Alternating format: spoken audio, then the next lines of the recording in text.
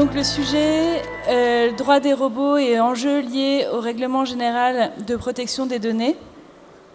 Donc l'univers de la robotique et de l'intelligence artificielle notamment, dans cet enjeu et dans cet objectif qu'il y a de mise en conformité en vue du 25 mai 2018, qui sera la date d'entrée en vigueur du règlement européen sur la protection des données à caractère personnel. Alors les robots, je vais vous proposer une définition assez sommaire. C'est une machine intelligente pouvant prendre des décisions ne se réduisant pas à des automatismes, se déplaçant de manière autonome dans des environnements publics ou privés et agissant en concertation avec les personnes humaines. Alors, on va le revoir ici, il s'agit bien entendu d'envisager les robots dans leur acception logicielle, c'est-à-dire en leur capacité d'interagir, d'apprentissage et d'avoir une certaine autonomie, alors que ce soit pour des usages spécifiques ou si on envisage un jour un robot qui serait de plus en plus généraliste. Alors le règlement général de protection des données, depuis 1978, on était soumis à la loi informatique et liberté qui réglementait et qui gérait l'ensemble des traitements de données à caractère personnel. Le règlement entrera en vigueur au 25 mai 2018. Alors, différence entre le règlement et la directive, c'est que le règlement est d'application immédiate, c'est-à-dire qu'il n'a pas besoin, pour entrer en vigueur et pour trouver à s'appliquer dans les États, à être transposé. Alors, il y a un certain nombre d'options et de choix qui devront être faits par la France. Néanmoins, dans ses principes et dans ses fondamentaux, dans 6 mois maintenant, 6 mois, voilà, on est presque 6 mois, ce sera le 28 novembre, il faudra être en conformité avec ce texte de référence. Alors, je vais vous proposer une présentation en 3 parties. Alors, d'une part, essayer de voir un petit peu ce qu'est le droit des robots, pourquoi on parle de droit des robots et pourquoi ça nous intéresse, nous, les avocats et les juristes. Vous rappelez le périmètre du RGPD et les obligations qui vont découler du RGPD pour les entreprises. Alors, en soi, c'est assez simple, hein, le droit des robots. Le robot, c'est un système d'information qui est particulier, qui a des particularismes. Il n'en demeure pas moins qu'on est dans un cadre et dans un périmètre s'agissant de la mise en œuvre du règlement et de la protection des données, qui est un périmètre connu et qui n'est pas, à ce titre, particulièrement surprenant. Toujours est-il qu'il faut bien comprendre ce qu'est un robot. Alors pourquoi nous, on parle de droit des robots ? D'une part, parce qu'il y a un constat. Alors, les robots, c'est vieux, mais il y a un constat depuis 5-10 ans maintenant qu'on va de plus en plus vers un monde robotisé et un monde où l'intelligence artificielle, les robots logiciels, les capacités d'apprentissage vont prendre une certaine place et vont entraîner une interaction avec l'homme. Ce monde robotisé, on constate qu'il y a un certain nombre de règles juridiques qui s'appliquent, mais avec des ruptures toutefois, puisque nos cadres juridiques et nos cadres juridiques anciens ne sont pas complètement adaptés au particularisme et à la singularité du robot. Alors on a pensé à une solution qui serait une personnalité robot, alors une personnalité singulière bien entendu, et à une protection de la personne robot. Alors vous allez voir dans quel cadre et selon quel fondement. Alors le monde robotisé. Notre monde robotisé se distingue selon 2 éléments. D'une part, on a une matérialisation des robots, c'est-à-dire qu'aujourd'hui, il y a des robots de type humanoïde, il y a des robots de type logiciel, les bots, les chatbots, qui sont à peu près qui de plus en plus deviennent votre interlocuteur des services clients lorsque vous faites un achat sur Internet. La SNCF utilise des chatbots, par exemple. Et vous avez des robots animaloïdes qui ont des capacités d'aller sur des territoires, sur des terrains particulièrement hostiles et qui vont pouvoir se déplacer et interagir dans des milieux que les humains ne sont pas capables, eux, d'appréhender ou du moins d'appréhender en sécurité. Et ensuite, on a un usage. C'est-à-dire que le robot, alors ce sont des exemples et il y en a d'autres, mais le robot qui était initialement, il y a encore 20-30 ans, exclusivement quasiment dédié à l'industrie, aujourd'hui le robot, on le retrouve partout. Il y a des robots de service à la personne, et de services, que ce soit professionnels ou domestiques. Vous avez aujourd'hui, par exemple, pour assister les malades, des solutions de type robotique qui peuvent se mettre en place, qui vont leur aider à prendre leurs médicaments. Il y a des robots qui sont proposés aux personnes âgées, aux personnes en situation de dépendance pour créer une compagnie, et avec une capacité avec une capacité à supporter des situations qui, pour l'homme, sont parfois pas évidentes. Par exemple, on sait qu'avec une personne âgée, un robot, la personne âgée pourra lui reposer 3 fois, 4 fois, 5 fois, 10 fois la même question. Quelle heure est-il ? 5 minutes après, quelle heure est-il ? Voilà, au moment où l'homme craque, le robot est toujours là. Et il y a des vraies avancées dans le domaine médical et dans le domaine de l'assistance, notamment aux personnes en situation de dépendance. Alors l'intelligence robotique, on la retrouve de la même manière dans énormément de domaines.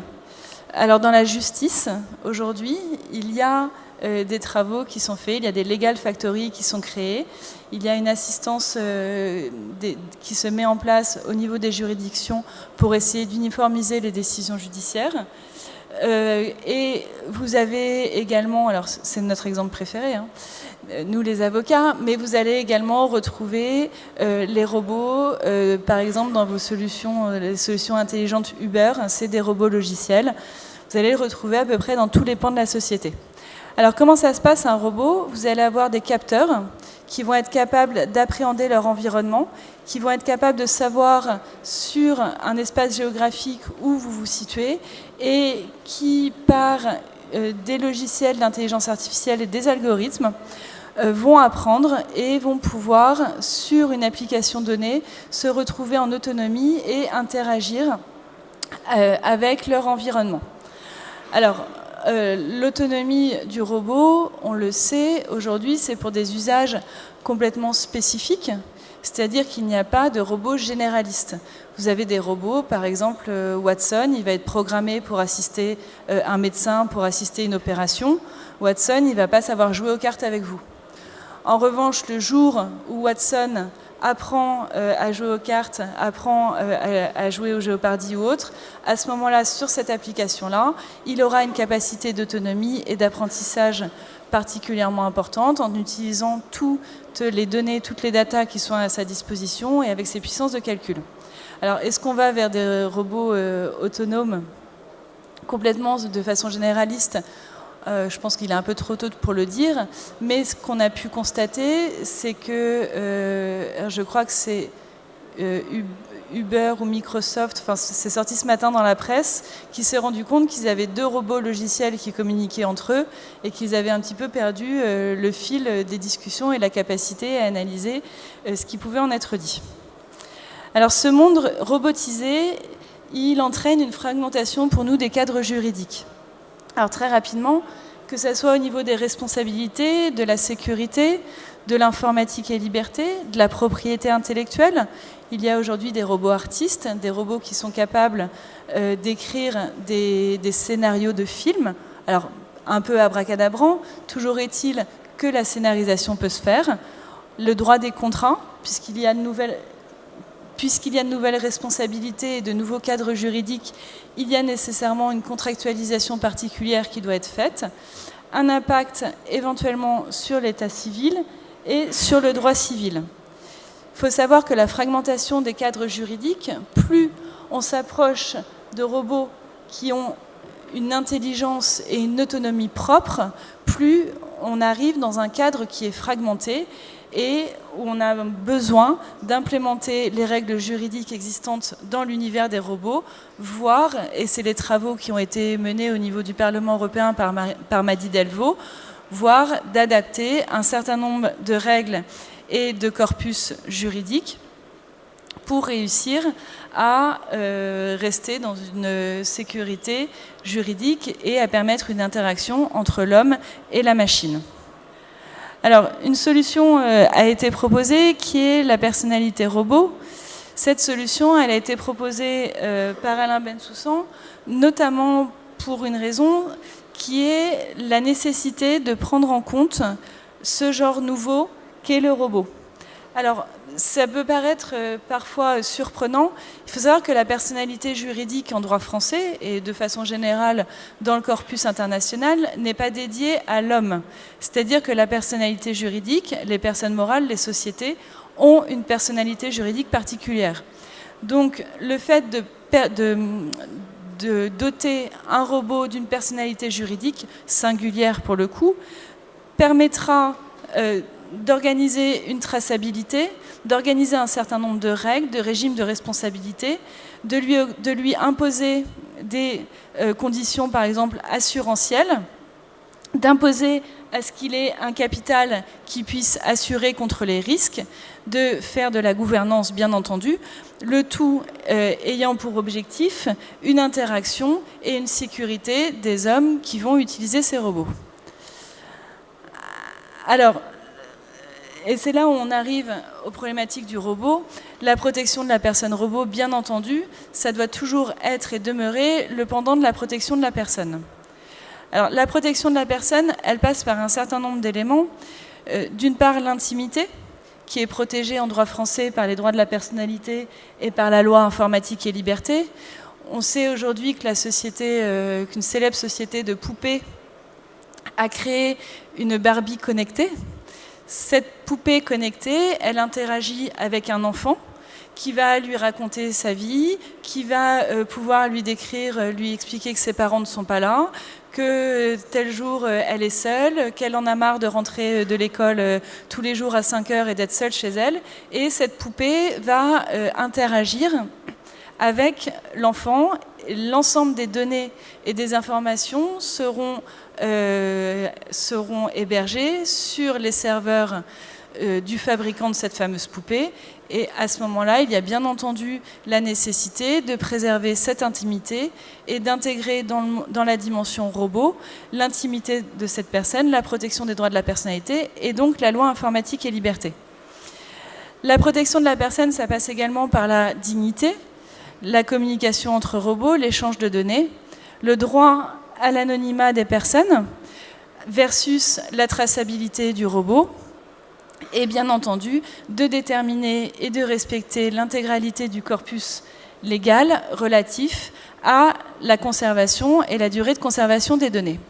Donc aujourd'hui, l'ensemble de ces éléments, il va falloir les mettre en conformité, non plus en droit français avec la loi de 1978, mais bien avec ce règlement sur la protection des données qui rentrera en vigueur au 25 mai 2018. Le robot, c'est un système d'information. C'est un système qui collecte des données, qui a un certain nombre, qui conserve ces données, qui archive les données. Et de la même manière que pour tout système d'information, pour tout site internet que vous allez utiliser, vous devez être protégé et l'utilisateur devra être protégé contre les dérives. Et à ce titre, les fabricants, les éditeurs de solutions robotiques, de solutions d'intelligence artificielle devront respecter le périmètre et le cadre du RGPD. Alors, qu'est-ce que c'est le RGPD ? De façon un petit peu rapide. Alors, il y a un périmètre juridique, bien entendu, le périmètre technique, son périmètre d'application temps et géographique, et la nécessité donc de ce cadre juridique respectant la protection des données.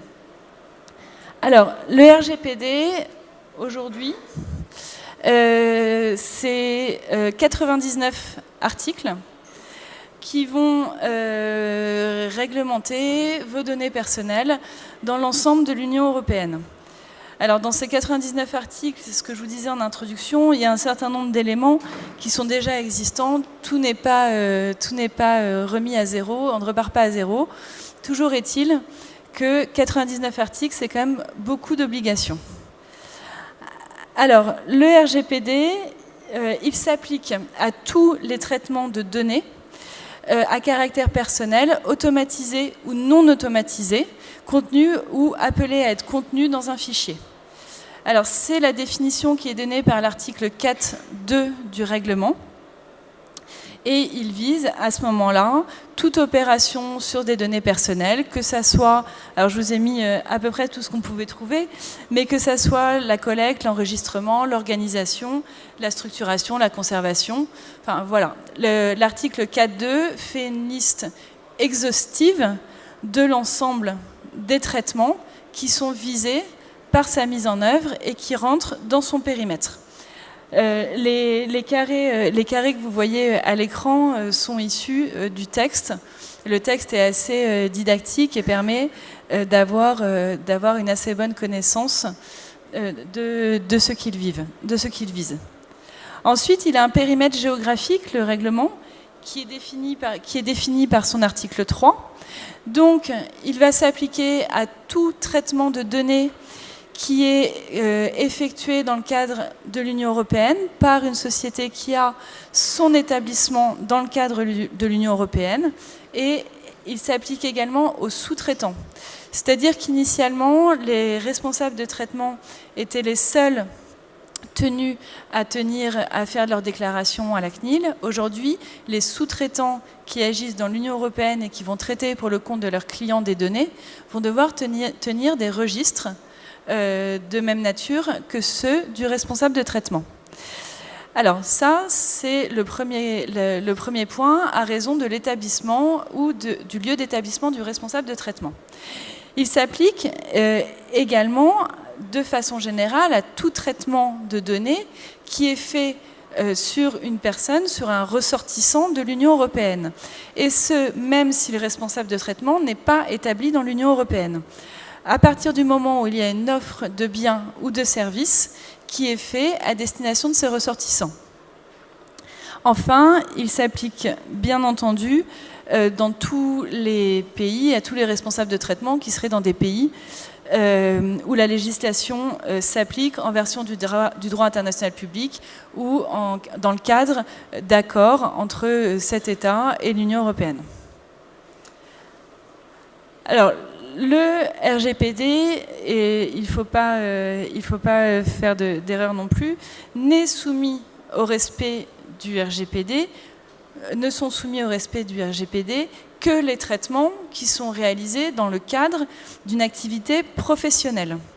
C'est-à-dire que pour les fabricants, pour les éditeurs professionnels de logiciels, pour les utilisateurs professionnels de logiciels, il n'y a que le monde professionnel, que ce soit privé ou public, qui est soumis par le RGPD.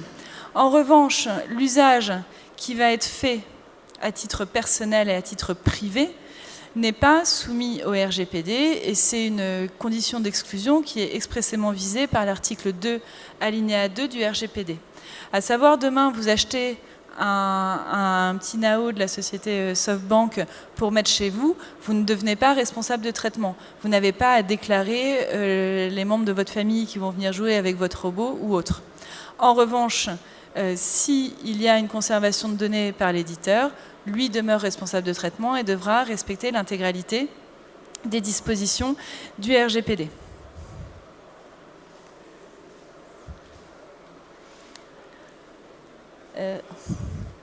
Alors, pourquoi il y a tout particulièrement des discussions sur un cadre juridique de la robotique qui va respecter la protection des données ?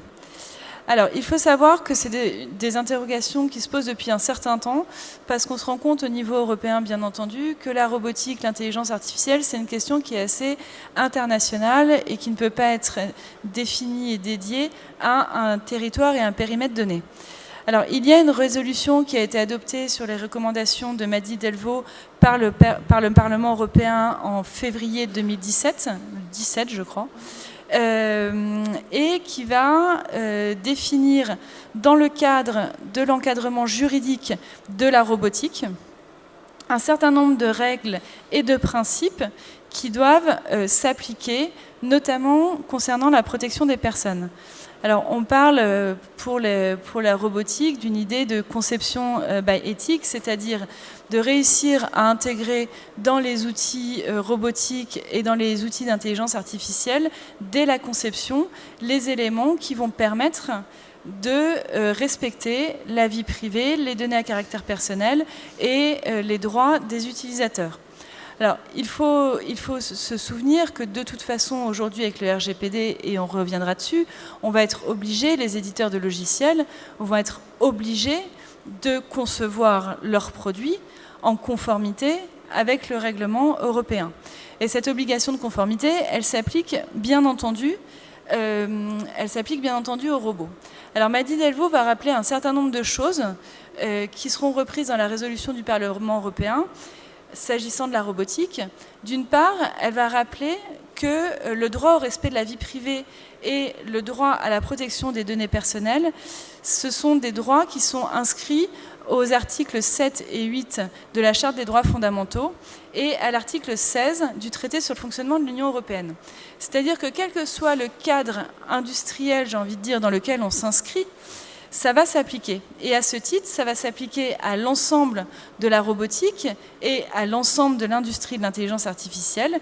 Et les concepteurs de robots, les concepteurs d'algorithmes vont avoir la responsabilité de développer des produits de telle manière qu'ils soient sûrs et appropriés dans leur utilisation et qu'ils suivent des procédures de traitement de données qui soient conformes au règlement européen. Par ailleurs, la Commission européenne, elle va avoir l'obligation de garantir que toute législation européenne à venir sur la robotique et sur l'intelligence artificielle va intégrer et inclure des mesures et des règles qui vont permettre ce respect par l'industrie robotique et par l'industrie de l'intelligence artificielle des données à caractère personnel. Alors, pourquoi l'intégrer directement dans toute réglementation à venir? Parce que les technologies robotiques et les technologies d'intelligence artificielle sont des technologies qui évoluent très vite et qu'il y a une recommandation du Parlement européen qui est d'encadrer dès le début et dès la conception par éventuellement des systèmes légaux l'industrie et le déploiement de cette industrie. Donc il faudra pour les industriels de la robotique et de l'intelligence artificielle, prévoir des mécanismes qui vont permettre de respecter la proportionnalité dans le traitement, de minimiser les données, c'est-à-dire qu'il ne faudra pas permettre à un robot et à une intelligence artificielle de traiter des données dont elle n'a pas besoin et de conserver ces données, de limiter bien entendu les finalités à celles du traitement robotique ou du traitement d'intelligence artificielle. Toutes ces règles sont celles du règlement européen et de la protection des données à caractère personnel et elles devront, selon le Parlement européen, être reprises et s'inscrire dans toute loi ou norme à venir sur la robotique. Alors, je vais vous rappeler, j'ai plus beaucoup de temps, quand même, quelles sont les obligations issues du RGPD et quelles sont les règles qui s'appliquent. Alors, les principes clés, je pense qu'ils sont des principes de bon sens. Donc la licéité du traitement, on n'a pas le droit de faire des traitements qui soient illicites, que ce soit le traitement en lui-même, sa finalité. Il doit être loyal. Alors la loyauté se couple avec la transparence, c'est-à-dire qu'à partir du moment où il y a un traitement de données à caractère personnel, il faut qu'il soit fait de façon loyale, c'est-à-dire que la personne dont ces données sont traitées en ait connaissance et de façon transparente. Donc le principe ensuite de minimisation, c'est-à-dire que vous ne devez pas traiter des données à caractère personnel si vous n'en avez pas besoin et il faut limiter au strict nécessaire le traitement qui sera fait, et ce, en conformité avec la finalité de ce traitement. Enfin, le principe d'accountability, il faut que les données traitées soient exactes, conservées de façon sécurisée et pour une durée qui soit conforme à la finalité et à la finalité qui est faite du traitement. Alors, on va protéger dans les robots, comme dans tout système d'information, les données dès la conception. Ça, c'est la nouvelle obligation majeure qui est issue du RGPD. C'est-à-dire qu'à compter du 25 mai 2018, tout système d'information, et donc tout traitement robotique ou d'intelligence artificielle, devra être conçu de façon à ce que les aspects de protection des données soient pris en compte dès la conception du produit. C'est-à-dire qu'un éditeur, lorsqu'il va vendre un logiciel à un de ses clients, ce logiciel devra tenir compte et devra prendre en compte l'intégralité des obligations du RGPD. Donc, on va dire que le responsable de traitement, finalement, a une obligation assez importante et assez lourde, puisque c'est lui qui va, au moment de la conception, devoir déterminer les moyens qu'il va devoir mettre en œuvre et qu'il va devoir implémenter dans son produit pour permettre de respecter les données à caractère personnel, et ce, en le conciliant, bien entendu, avec la finalité du produit. Donc il va mettre en place des mesures organisationnelles, des mesures techniques. Par exemple, les mesures de sécurité, c'est assez évident, mais il va également devoir vérifier la possibilité d'accès, de rectification, et toutes ces choses, toutes ces obligations auxquelles les personnes dont les données sont traitées ont le droit et dont ils ont le droit d'être garantis, à être garantis. Donc ça, c'est l'article 25.1 qui s'applique, notamment ici on est chez DataJob, et vraiment, je pense que c'est un point clé, c'est-à-dire le fait qu'aujourd'hui, le sous-traitant, l'éditeur de produits, l'éditeur de solutions, doit la penser RGPD. Et doit du coup faire ses spécifications et ses spécifications fonctionnelles. Il y aura un cadre RGPD et protection des données. Alors, on va parler de protection des données par défaut. Protection des données par défaut, c'est toutes les mesures techniques que vous allez mettre en œuvre au moment de la conception des produits.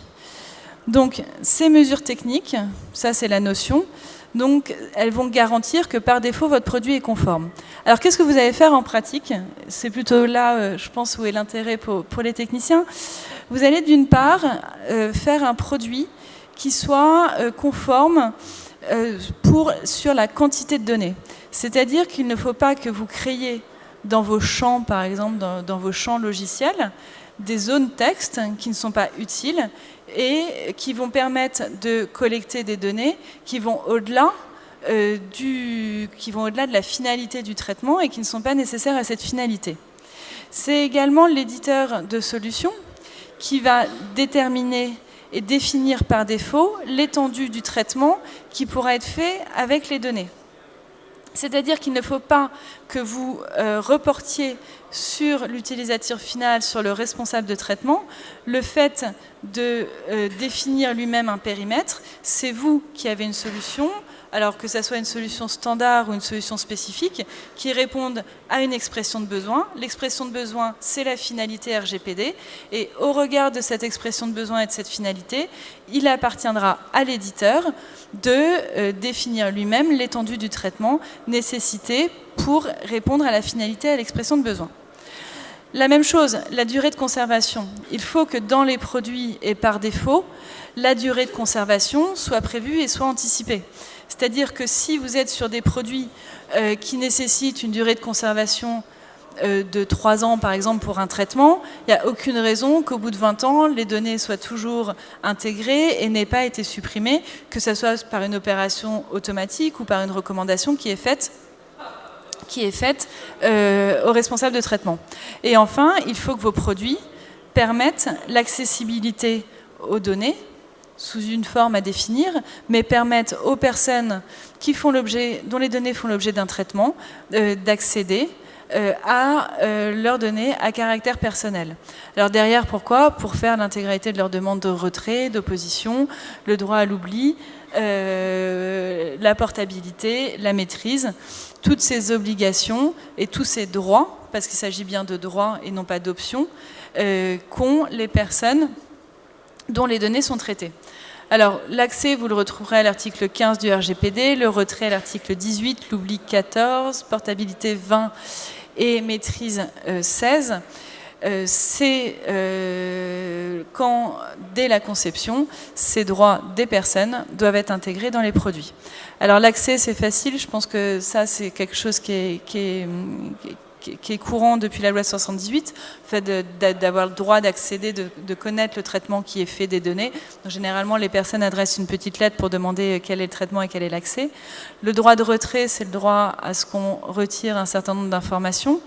Le droit d'opposition, le droit à l'oubli, c'est ce qui est issu de la jurisprudence de la CJUE, de la Cour européenne, qui est né avec Google. C'est-à-dire que sur Google, on s'en rendait compte, dans le moteur de recherche Google, qu'on pouvait retrouver des choses qui dataient de 10, 15 ans. Et donc Google avait été condamné au titre du droit à l'oubli. On considérait que les personnes avaient le droit à un moment à retrouver une certaine à devenir, à ne plus exister sur ces moteurs de recherche. Donc ça a été repris dans le règlement et ça s'applique à tout système d'information. La portabilité, ça c'est un nouveau droit, c'est le droit que vous avez à ce que vos données soient transférées à un nouveau responsable de traitement. Donc par exemple, vous avez un contrat téléphonique avec une société, vous changez de société, vous avez le droit à ce que vos données soient immédiatement portée d'un opérateur à l'autre. Et la maîtrise, bien entendu, c'est le droit de maîtriser à la fois les données qui sont collectées, mais également le traitement qui en est fait et qui doit toujours rester conforme à la finalité et à l'expression de besoin initial. Alors tous ces droits des personnes, vous allez devoir les intégrer, les implémenter dans toute technologie robotique et d'intelligence artificielle. Alors je vois que mon temps est écoulé. Donc, je suis désolée, c'est un petit peu rapide. J'espère que vous avez ainsi un certain nombre de premières réponses aux interrogations que vous pourriez avoir. Et bon RGPD. Moi, ma question concernait le droit à l'oubli. Ma question était de savoir si, à terme, le droit à l'oubli n'est pas destiné à être assoupli. Par exemple, si on parle... par exemple, du robot que vous avez cité, donc, qui tient compagnie à des personnes âgées, par exemple. Vu que maintenant les personnes vivent de plus en plus longtemps et que si jamais le robot est affecté à une personne qui est atteinte d'une maladie, voilà, qui peut avoir des hauts et des bas, en termes d'hospitalisation, est-ce que, d'un point de vue technique, à cause des lois donc de tests et de validation qui sont en cours dans les méthodes d'intelligence artificielle, une fenêtre par exemple de 3 ans souvent peut ne pas se révéler comme étant significative en fait. Alors du coup la question que je me posais c'est est-ce que le droit à l'oubli ne va pas pouvoir avoir quelques spécificités donc d'assouplissement en fait? Après, le droit à l'oubli, c'est le droit à ce que vos données soient oubliées. Enfin, il a le bon terme. Les personnes en état de dépendance, notamment les personnes âgées, si le traitement et si la durée de conservation ne doit pas être de 3 ans, mais plus de 5 ou plus selon l'usage et selon la finalité, ce sera le cas. Après, je ne suis pas certaine. Avoir un historique médical, c'est une chose. Donc, qui peut être utile quand on a des robots d'assistance. Après, on n'a pas nécessairement besoin de savoir pendant plus d'1 an à quel endroit s'est rendue une personne, par exemple, si c'est un système qui permet de géolocaliser. Ça dépend quel est le traitement et quelle est la donnée qui est conservée. D'accord, très bien. J'ai une question par rapport justement à la problématique spécifique aux robots et en particulier à un robot qui serait autonome mais qui ne serait pas la propriété de son utilisateur. J'entends par là que vous avez cité l'exemple du jouet, par exemple du jouet robot qu'on achète et qu'on utilise dans un cadre privé et qui n'aurait pas forcément de données qui soient remontées à un service externe ou qui soient collectées par la personne qui l'a construit ou qui l'a vendu. Mais j'imagine qu'on va avoir des robots qui vont intervenir dans notre quotidien, qui vont coûter cher, que les personnes ne pourront pas forcément acheter, mais louer. Est-ce qu'elles seront une extension du système d'information du propriétaire qui le loue, sans qu'il ait forcément accès aux données qui sont collectées en interne par le robot? Ça, c'est ma première question. Et est-ce que, deuxième question, est-ce que les données que le robot collecte en tant qu'agent autonome, sachant que dans la RGPD, il y a une réglementation qui interdit de prendre des décisions automatiques vis-à-vis des données qui sont collectées, est-ce que du coup il n'y a pas une incompatibilité dans ce cas précis? Après, quand vous êtes en situation de location, enfin si on prend une idée de location avec des données qui sont hébergées dans le robot, enfin qui sont hébergées sur les serveurs physiques, robots physiques, là c'est les données de l'utilisateur, le jour où il rend son robot, il supprimera ces données. Voilà. Après, l'hypothèse, ce serait un robot qui est loué ou même dont vous êtes propriétaire, mais pour lequel les données sont hébergées en cloud, sur les solutions, sur les serveurs virtuels. À ce moment-là, la société qui est responsable du traitement sera ou le fabricant ou l'éditeur de la solution logicielle. Toujours est-il qu'il y aura une protection de ces données-là. Donc vous, utilisateur, personne physique, vous n'aurez pas d'obligation particulière, mais en revanche, la personne qui met à disposition la solution et qui l'exploite, elle devra respecter la réglementation relative au RGPD. Merci beaucoup pour l'exposé. Moi, j'ai une question sur la durée de conservation. Parce que je suis un peu partagé. D'un côté, j'ai envie que quand je quitte une entreprise, un contrat, qu'on oublie mes données. Et d'un autre côté, en tant que data scientist, j'ai envie d'avoir un historique de données un peu conséquent. Et je veux dire, comment elle est déterminée cette durée de conservation? Est-ce qu'on peut, dans un cadre statistique, pour améliorer le produit, garder les données plus longtemps que les données à caractère directement reliées à un individu pour l'usage? En tant que, je pense pas, c'est souvent le problème des data scientists, je suis pas sûre que vous ayez besoin d'avoir des données personnelles. Les données personnelles, c'est celles qui vont permettre d'identifier une personne par un élément d'identification qui peut être son nom, son prénom, son adresse IP, par exemple. Quand on fait de l'analyse de données, imaginons que vous traitiez des données, que vous vouliez voir la fréquentation d'un magasin. Qu'est-ce que vous avez besoin de savoir quoi? Si c'est des femmes, des enfants, des juniors, le fait de savoir que c'est Madame Machin, vous en fichez un petit peu. Le problème dans les analyses de données, c'est que de deux choses l'une, où vous avez une finalité de traitement qui est justifiée par cette analyse de données, et à ce moment-là, les données, vous les conserverez sur une durée qui est conforme à votre traitement et à votre analyse, ou alors vous vous dites, moi, l'aspect personnel, c'est vraiment la partie qui m'est complètement égale. Moi, ce qui m'intéresse, c'est de savoir que c'est une femme de 35 ans qui habite à Paris, ou un homme de 70 ans qui habite à Marseille, et à ce moment-là, vous enlèverez tout élément qui vous contraindra, de façon irrémédiable d'ailleurs, sans qu'il puisse y avoir de réalisation inverse, mais vous enlèverez tout élément qui vous contraindrait à des durées de conservation. Ça veut dire que si j'ai pas le nom, l'adresse, des identifiants assez directs, c'est plus considéré comme une donnée à caractère personnel, parce que ma carte bancaire, si je retire dans ma base de données, je retire mon nom, on ne sait plus que c'est la mienne. Ça n'empêche que le gars qui a acheté des tickets de métro à cette heure-là, et puis qui moi j'ai une passion pour les sirops, les bouteilles de sirop, la Monin, du coup je pense qu'il n'y a que moi qui achète ces goûts-là. Donc en fait on va m'identifier rapidement avec mes achats.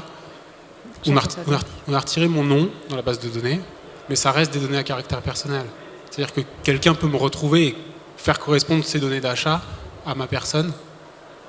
Alors, en tant que data scientist, je vous déconseille de faire de l'analyse sur des numéros de carte bancaire, parce que vous n'avez pas le droit, déjà. Les numéros de carte bancaire... Non, mais exemple.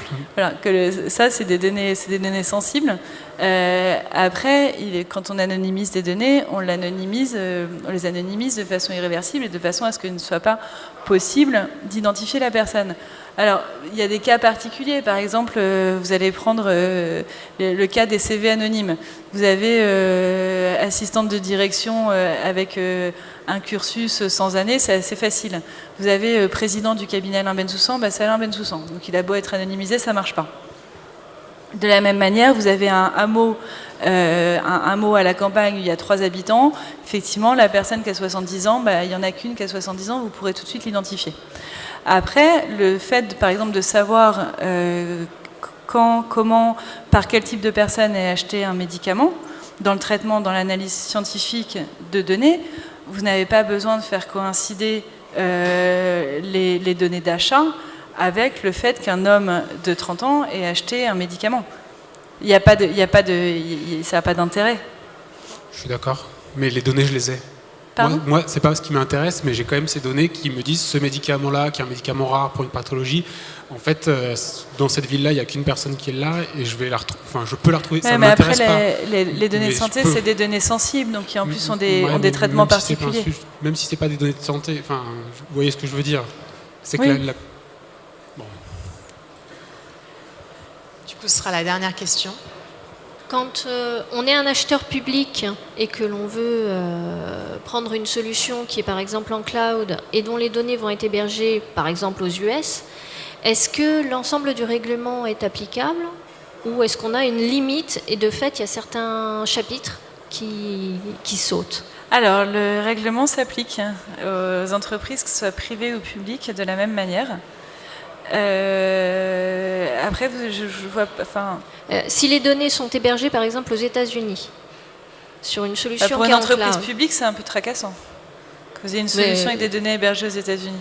Voilà, donc quelque part ça veut dire que de toute façon il y a un loup, quoi. Pas forcément, mais... aujourd'hui, l'administration est soumise à deux recommandations qui sont d'une part de prendre des solutions libres, en logiciel libre, et par ailleurs, le périmètre s'applique. Donc si vous êtes hébergé aux États-Unis, ça veut dire que vous êtes hébergé par une société qui respecte la réglementation de l'Union européenne. À ce moment-là, c'est licite. Il n'y a pas de difficulté. Merci beaucoup.